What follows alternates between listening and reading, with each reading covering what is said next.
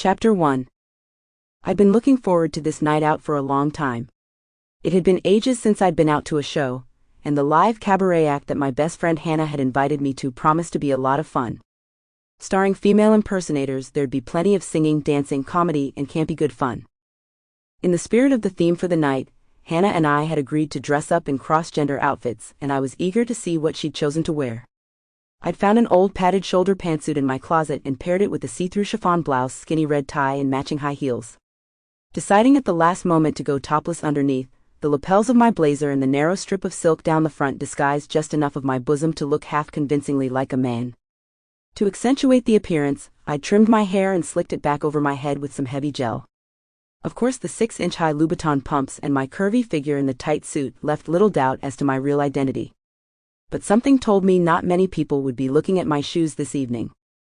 When my doorbell rang, I finished applying mascara and blush, then ran downstairs excitedly to greet Hannah.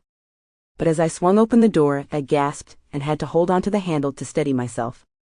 She was wearing a Scottish kilt, replete with high white knee socks, leather sporran, and a Glengarry hat. But instead of the usual Argyle jacket or waistcoat up top, she wore a thin plaid sash running diagonally over the front of her bare chest. Covering only half of her torso, her right breast poked brazenly out next to the flimsy tartan strip. "Holy fuck, Hannah," I said. "I didn't know you were going to go full Mel Gibson on me tonight." "You told me to dress up like a man," she deadpanned. Well yeah, dressed up in a man's outfit but not with your tits hanging out." "Well, technically I've only got one tit hanging out," she said, stretching the ribbon to pull it over her other breast. "But at least the sash is pleated, so I can look a little more demure if the mood pleases me. Besides," she said, glancing at my see-through blouse, "you're not exactly leaving much to the imagination with that outfit. If it weren't for that skinny tie barely covering your cleavage, you'd be putting most of it out there on display too."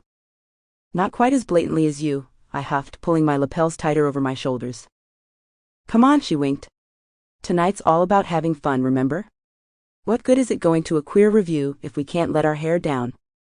"Speaking of," I smiled, tracing her strawberry-colored ringlets down over her bare shoulders, "I like your hairstyle. It goes nicely with the tartan theme." "Yours too," she said. "Kind of minimalist, but it matches the power suit and it highlights your cheekbones." "Thanks," I said, looking at my phone to check the time. "Are you ready to do this? We better leave soon if we're going to get there in time for the start of the show." "I've been ready all day," she said. "Let's go get our Vogue on." When we got to the theater, there was already a long line stretched along the side of the building, but we found a spot to park on the side of the street not far away. As we approached the venue, the crowd was pumped up, chatting and joking boisterously and flashing. Sample complete. Ready to continue?